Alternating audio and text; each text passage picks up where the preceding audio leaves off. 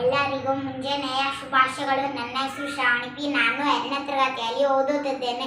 ನಮ್ಮ ಶಾಲೆಯ ಹೆಸರು ಆನಂದ್ ಪಬ್ಲಿಕ್ ಸ್ಕೂಲ್.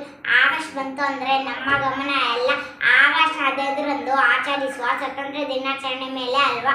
ಆವತ್ತು ಶಾಲೆಯಲ್ಲಿ ಧ್ವಜಾರೋಹಣ ಮಾಡುವುದು, ಆಮೇಲೆ ಸಿಹಿ ತಿನ್ನುವುದು. ನಿಮಗೆ ಗೊತ್ತಾ,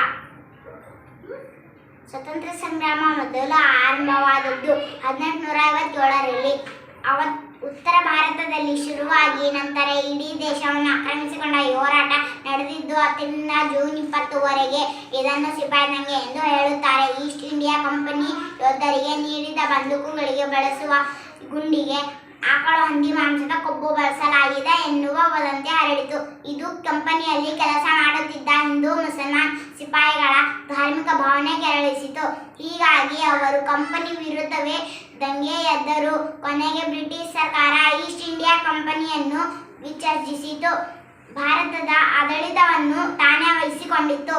ಹೀಗೆ ಸ್ವತಂತ್ರ ಹೋರಾಟಕ್ಕೆ ಕಿಚ್ಚು ಹತ್ತಿದ ಈ ದಂಗೆ ದೇಶದಲ್ಲಿ ನೇರವಾಗಿ ಬ್ರಿಟಿಷ್ ಆಡಳಿತ ಜಾರಿಗೆ ಬರಲು ಕಾರಣವಾಯಿತು. ಇಷ್ಟು ಹೇಳಿ ಈ ನನ್ನ ಪುಟ್ಟ ಭಾಷಣವನ್ನು ಮುಗಿಸುತ್ತಿದ್ದೇನೆ. ಜೈ ಹಿಂದ್, ಜೈ ಭಾರತ್.